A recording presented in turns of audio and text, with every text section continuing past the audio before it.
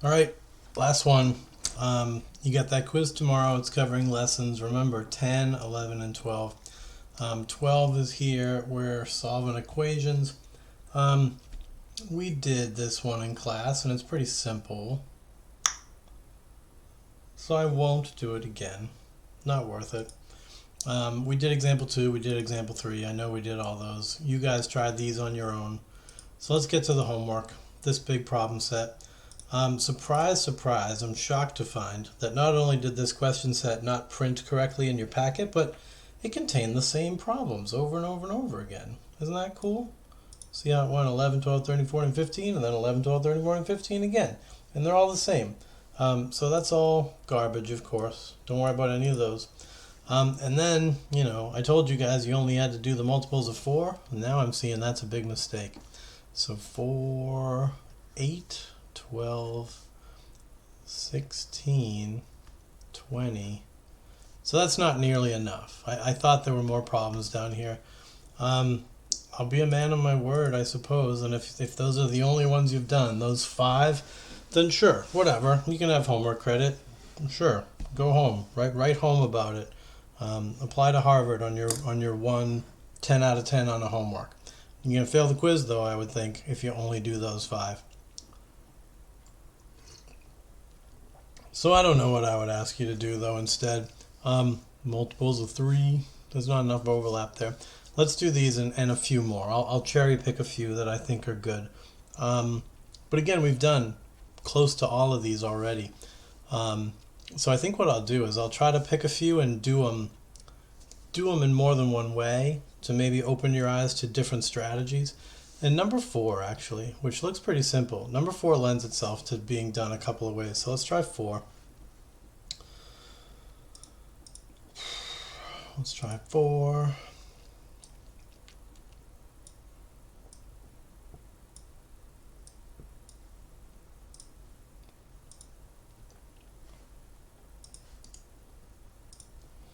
All right, how the heck do you do 4?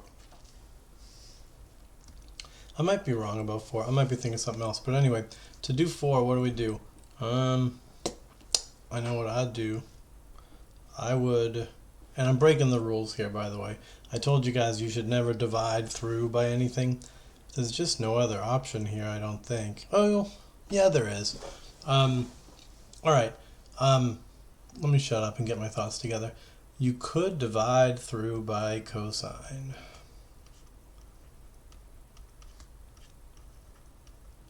Now, you're not supposed to do this. I told you guys that when you divide by cosine, you're potentially introducing extraneous solutions. But if you know that you are, then does it matter? Because you know that any solutions that arise from this that make cosine equal 0 are extraneous. The problem is, what if there are other solutions that we miss? But that's not going to happen here. So we could try doing this. This will become tangent. Cosine over cosine becomes 1, and of course 0 over cosine becomes 0. Now to solve, just subtract 1 from both sides. So you get negative 1. And again, you're supposed to just know where tangent is equal to negative 1. Tangent is 1 at a 45 degree angle. It's also 1 at a 45 degree angle in quadrant 3. It's negative 1 at the 45 degree angles in these quadrants, quadrants 2 and 4. So that means 3 pi over 4 and 7 pi over 4. So again, I'm going to ask you for 2 solutions. I'm going to ask for the particular solution, meaning list only those solutions that live between 0 and 360. And so for that, you would literally just say x is an element of the finite set that contains only these 2, the 3 pi over 4 and the 7 pi over 4. But I'm also going to ask you to give me the general solution, which models every single possible value of x. And so for that, you'd say x is equal to 3 pi over 4 plus pi k, where k is an element of the set of integers. So there, we did it. Now, did anything come up? Was there an issue here? I don't think so. The only solutions we found were 3 pi over 4.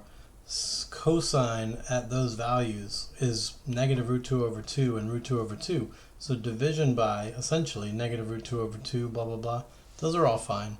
So it's no big deal. We have not lost any solutions. So real quick, what's another approach we might have taken?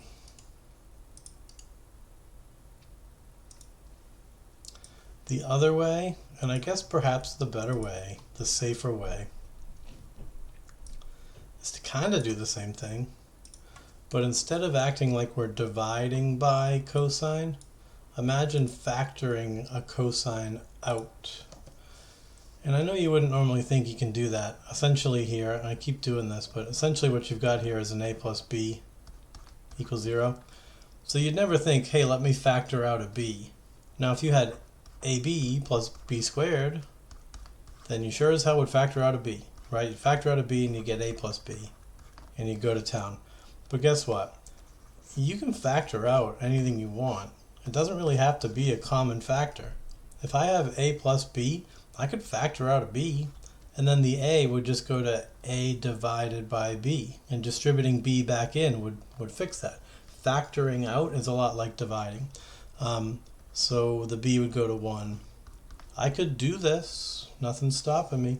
And that's actually what you're supposed to do to a problem like number 4, is instead of imagining dividing by cosine, imagine factoring out cosine. And then you would end up with sine of x divided by cosine of x plus 1. And then you see the reason why you're not supposed to divide the cosine away. This goes to tangent plus 1.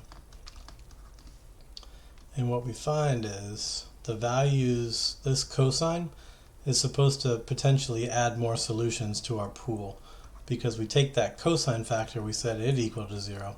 We take this factor of tangent of x plus 1, set that equal to 0. We go tangent of x equals negative 1, and that guy, of course, gives us the same solutions we already had, which were 45-degree angles here and here. Now cosine 0, where's that? Cosine equals 0 here and here. So do we miss solutions? Nah, I don't think we did. Because if you check the solutions generated by this, they're extraneous.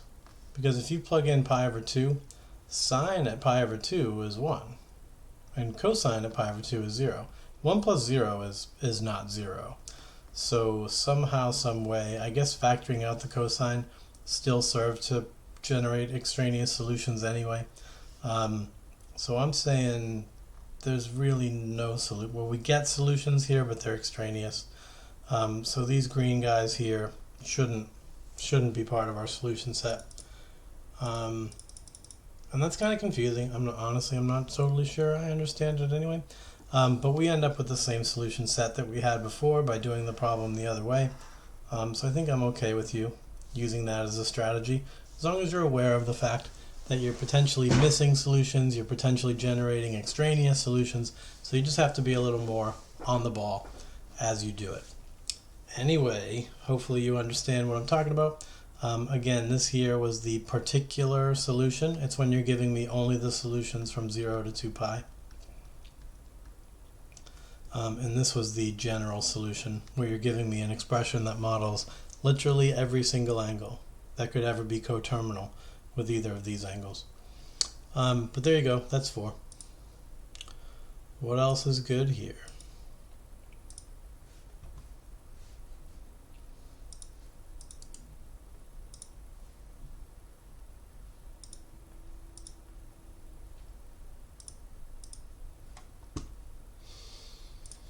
All right, let's go find something. So what I tell y'all to do, things divisible by 4.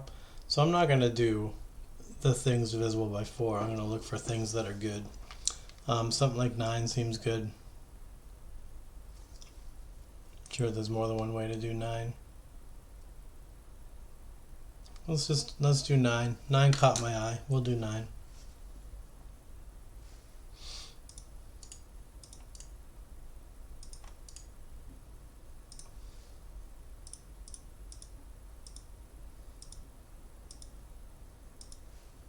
All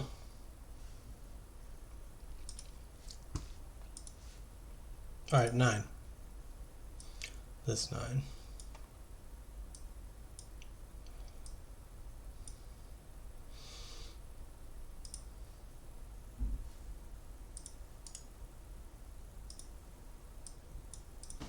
All right, I see a double angle identity, so we could apply that in a lot of different ways. Yeah, there's a lot of ways to go from here. Let's pretend for a moment you see the double angle and the only thing you can think to do is to do it as a 2 cosine squared x minus 1. Well, now you're over here in terms of cosine, and over here you're in terms of sine.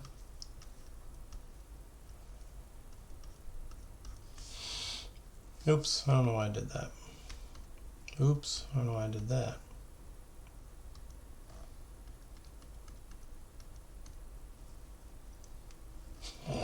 Okay, ugh. All right, we're back. 2 sine squared.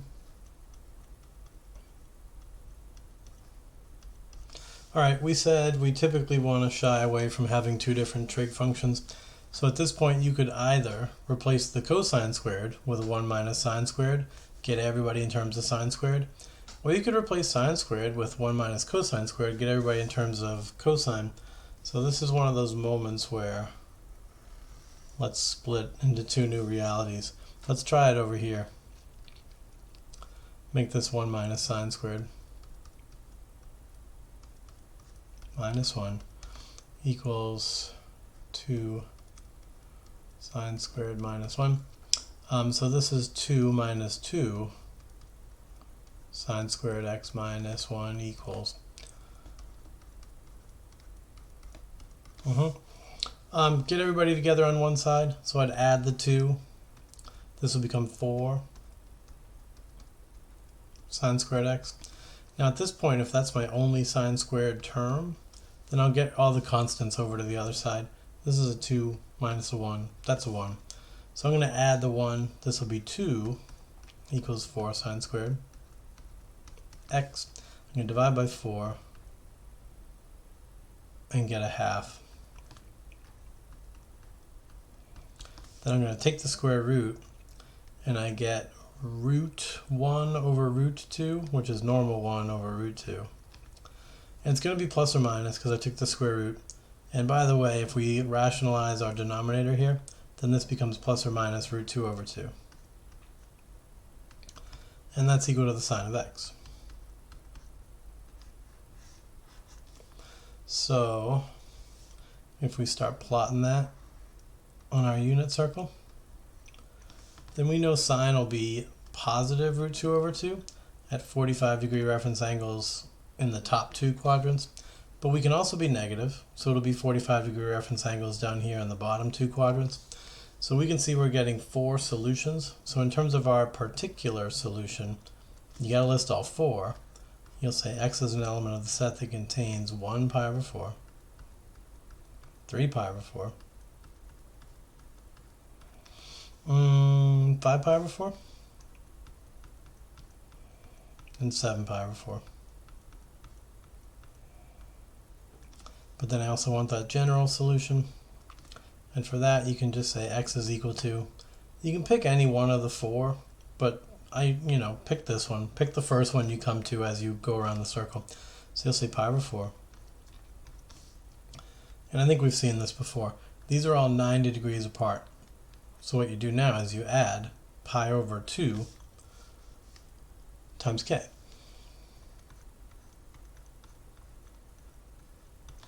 Where k is an integer, and then you've got it. This top guy is our particular solution where we're listing the 4 angles that we come to when we go around the unit circle once. We get those 4. Now in part B, we're listing every single angle that could ever be coterminal. So there's your 2 solutions. I said I was going to do this the other way. Not terribly interesting to do so though. If we did it the other way in terms of cosine, you can try it if you want to, but you'll just find you end up with cosine equals plus or minus root 2 over 2. And of course those are going to be the same 4 positions because cosine equals root 2 over 2 in the same places. Now technically, when it's positive, would be at 45 degrees over here and here. That's different. Sine is positive in the top 2 quadrants. Cosine is positive in the rightmost quadrants. But when all's said and done, we're literally getting the same 4 positions on the unit circle, and we'll get the same solution set. So what I hoped would happen, something that's a little more interesting for a problem like this is, if you chose to solve in terms of sine, then you might find that the sine of x is equal to, I don't know, negative a half. And then if you solved in terms of cosine, you might find that cosine was equal to, I don't know, root 3 over 2. I guess they'd have to still be plus or minus. But slightly less obviously here, these are still the same 2 positions. Because when sine is a y value, and it can be plus or negative a half, then we are at 30-degree reference angles here and here and here and here. And if we solved and got cosine to be plus or minus root 3 over 2, then that's still 30-degree reference angles. You're thinking about x coordinates now, but it's still 30-degree reference angles. So we can see here, even when the sine is equal to one thing and cosine is equal to something else, we could still get the same 4 solutions and still have the same solution sets. So that's all I'm saying is when you're faced with a choice about, hey, should I express everything in terms of sine or express everything in terms of cosine? The answer is, it's not going to matter. You'll get the same solution set either way, and pretty easily too. So hopefully that's somewhat helpful to hear. Let's do more of these problems. Video's coming up on 16 minutes, but we've only done 2, so let's find something else to talk about. I don't know, 11, sure. I don't think we've seen much tangent. And then there's another thing I'm afraid people will do.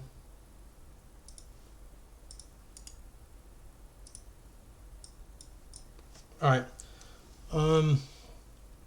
Let's see what not to do. Let's not just divide by tangent. If we divide by tangent,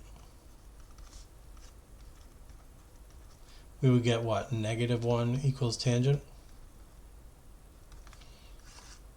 And then you would say tangent is -1 here at these 2 positions, and that's it. You'd have those 2 answers, and that's all you'd have. Now, the right way to do the problem would be to factor out the tangent. So you'd want to get this whole thing equal to 0 first. So we're doing this the right way now. So you're going to add tangent to both sides and get 0 equals tan squared plus tan. Then you'll factor out a tangent to be left with tangent plus 1. And so suddenly now you've got 2 factors, so you must take each one separately, set tangent equal to 0, set tangent of x plus 1 equal to 0, and tangent equaling 0 will generate some solutions. Since tangent is sine over cosine, or y over x, we can see that tangent will be 0 when the y value is 0. When the x value is 0, will be undefined. Don't pick that. But when the y value is 0, that means here and here. Okay. For the other one, we get the same solution set from before, meaning this, when we knew that tangent was -1. So we can add 2 more to the party. We get that one and that one too. Now I should still check and see if we're extraneous. You know, here, 3 pi over whatever. Yeah, 3 pi over 4. Double checking that, what would we be getting? We'd be getting -1 squared plus -1. That is +1 plus -1, and that is in fact 0. So that definitely should be in our solution set. This other guy, same thing. That guy's going to give us -1 squared plus -1 again. That's going to work. But testing the other solutions too, the ones that give 0, when you plug in pi, you get 0 squared plus 0. that is in fact 0. That is not an extraneous solution. So looking over here, by lazily dividing away tangent, we have missed out on those two solutions, which are not extraneous. They're just solutions that we whiffed on. We needed them. They should be in our solution set. And by doing bad algebra, we lost them. And that's not okay. So be super careful about dividing if you ever do, because this problem here is sort of the cautionary tale about the answers that go missing. So here, when we write our particular solution set, you'll say X is an element of the set that contains. The first guy we come to, I guess, is 0. Then we come to 3 pi over 4. Then we come to pi. Then we come to 7 pi over 4. So your particular solution set has 4 answers in it, whereas this poor schlub over here, who screwed up royally, their solution set is all anemic. It's got only the 2 answers in it. So they're not getting full credit, are they? Don't be like this guy. Alright, what's my other solution set? My general solution set. Can I write an expression for all of these? I mean, I can. Do I really want to teach this to anybody? Does anybody care? I think almost all of y'all are just going to write me the 2 expressions, right? You can write me an expression for these guys that are 180 degrees apart from each other. And then you can write me an expression for these guys that are 180 degrees apart from each other. And I don't have a problem with that. If somebody writes me 4 expressions for all 4 that are 360 degrees apart, I'm not going to like that. But surely here, it's pretty acceptable to just say x is equal to, and then I don't know, you could do a little bracket thing. This guy's the 3 pi over 4. Oh no, I'm doing that first. Plus pi k. The other guy would be 0 plus pi k, so just pi k. And then you can just say k is an element set of integers. And just saying that once is good enough. I'm trying to be lenient here and let you guys streamline your answers. But there you go. These 2 expressions would work in concert to give all 4 of those solution sets. Not solution sets, all 4 of those solutions. And up here, you're giving me the 4. Alright, nerd alert. I'm going to talk about stuff just for the nerds. So how would you actually write that solution set as one expression? Well, you gotta look for symmetry, don't you? And if you're not blind, then you can totally notice that there is in fact a symmetry. We got a point here, point at 45. We got a point here, point at 45. Our symmetry would be about this line right here.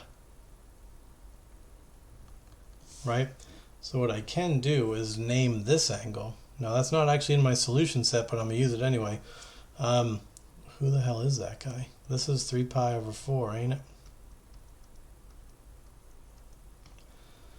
So if I was counting by pi's over 8, this would be 6. This would be 7 pi over 8. And so what I'm saying is, start here and go plus or minus. And you can map yourself onto both of these positions at the same time. So if you were to say 7 pi over 8 plus or minus 1 pi over 8, then when you choose to add the pi over 8, you land on 8 pi over 8, which is pi. You land here, and then you start generating solutions. When you choose to subtract the pi over 8, you get 6 pi over 8, which is 3 pi over 4.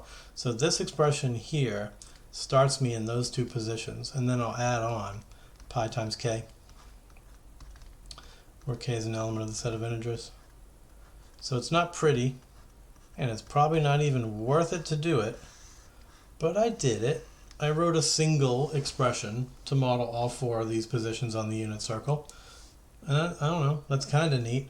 If you're a kid who signed up for pre-calc because you wanted a challenge, then this is exactly the kind of thing you should be interested in. And this is the kind of thing that falls by the wayside in class when I run out of time. And that sucks. So I'll try in these videos, maybe more frequently, to start including some stuff like this. That's sort of an enrichment, sort of an embellishment on, maybe it's just what we should be doing in class, but I don't go fast enough. Anyway, if you found that interesting, smash like, give me a yeah, I'm just kidding. If you found it interesting, tell me in class and I'll do it more. Okay, bye. I've done 3. Do I have to do more? It's already 10. I should probably just publish this video so you guys have something to watch. But do I see anything particularly strange looking? 19 looks strange. Let's do 19, then we'll call it a day. And hopefully between all of those you'll have seen everything you need to see. Clipboard.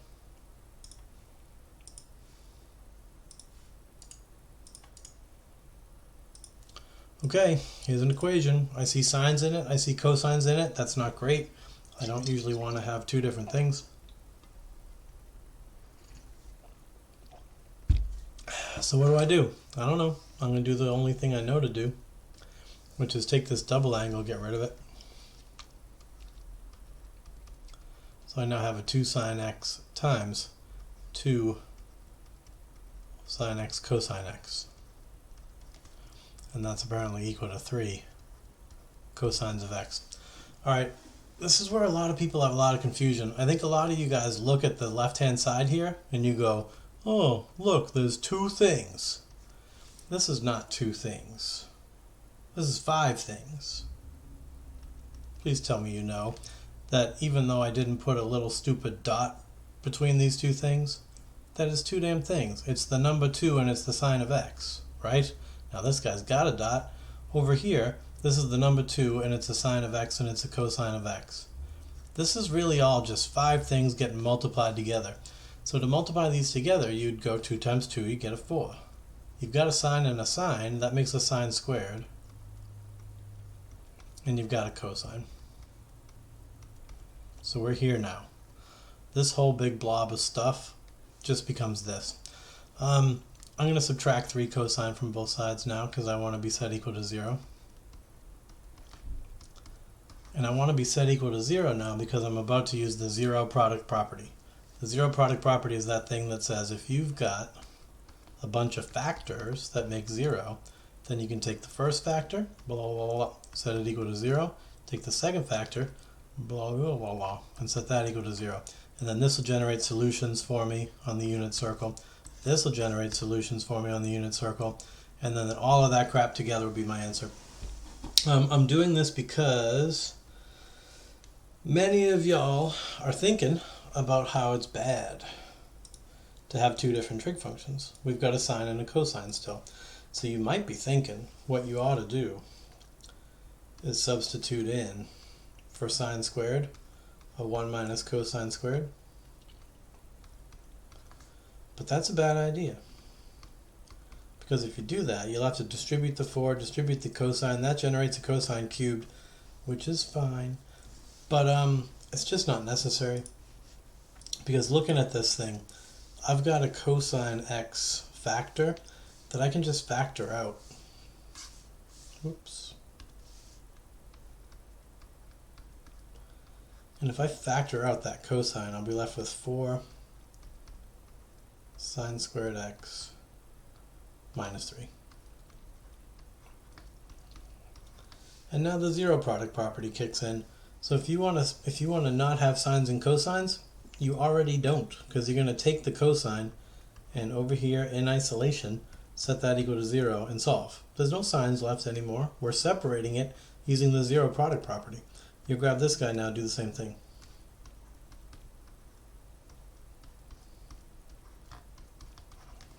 And we just solved these now. So this guy's pretty much already solved. Just draw me a unit circle and show me where x equals 0. And x, of course, equals 0 here and here. Alright, now the other one is going to take a little more doing. We're going to add 3 divided by 4.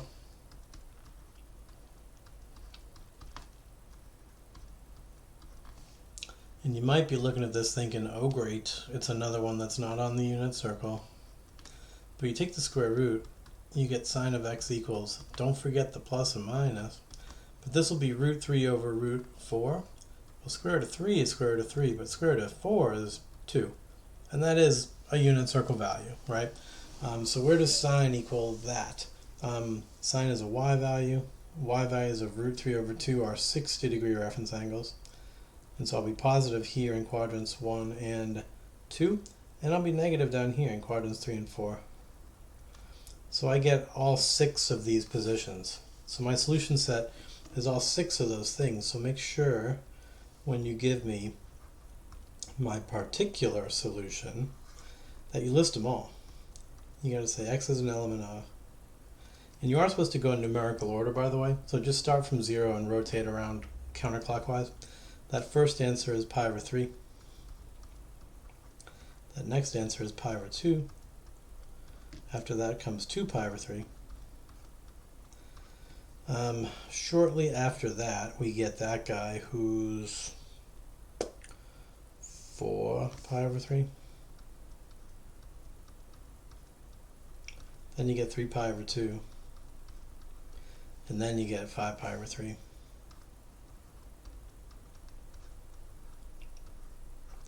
But all 6 of those positions are solutions to this equation. Now, I want my general solution. And that means finding a way to write expressions to model all of these. I do think the easiest way, or the way that most of y'all will probably recognize, is to just pair off the guys that are 180 degrees apart. You can pretty easily write an expression to model those two, and then write another expression to model these two that are 180 apart, and then you can write another expression to model these two. And if you want to do it as 3 expressions, I wouldn't be mad at you. That would be okay. It wouldn't be the best, but it wouldn't be bad.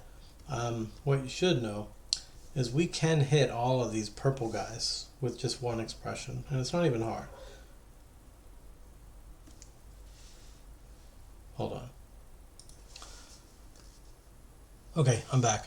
I just realized that my dog has been outside for the past like 2 hours. But that's okay.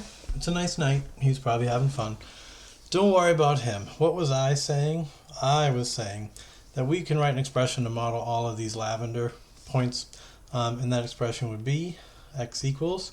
Notice that this first one is pi over 3. And notice that this last one, well, it's 5 pi over 3, but it can also be negative pi over 3. Remember, these guys that are symmetrical over the x-axis, they're just opposites of one another. So if you want to start us at pi over 3,